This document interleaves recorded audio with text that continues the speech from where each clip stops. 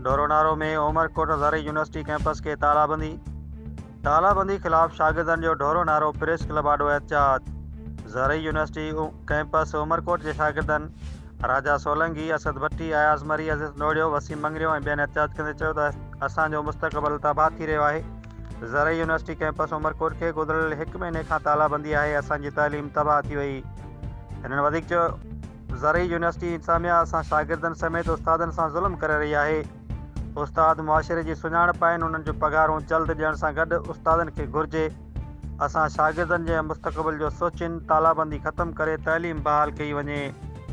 असां शागिर्दनि ॻरियूं फीसूं बि भरे चुका आहियूं, पोइ बि असां सां नाइंसाफ़ी करे असांजी तालीम में रुकावटूं विधियूं पियूं वञनि। असां सां इंसाफ़ कयो वञे, शागिर्दनि जो मुतालबो।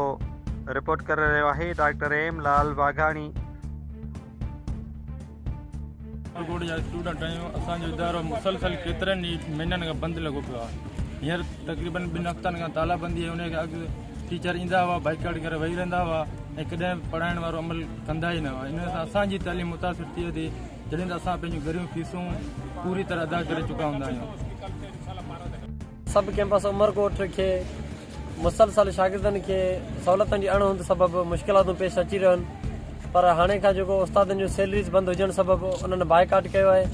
तदरीसी अमल जो, ट्रांसपोर्ट जो मुकमल तौर ते कमु छॾ हड़ताल कई आहे। उन खां पोइ ज़रई कैंपस के ताला लॻल आहिनि हिन वक़्तु, ऐं उन में 1200 खां वधीक शागिर्दियाणियूं ऐं शागिर्द पढ़नि था। त असां सम्झूं था त उन्हनि शागिर्दनि ऐं शागिर्दाननि जो मुस्तक़बिल जेको आहे उहो ख़तरे में आहे।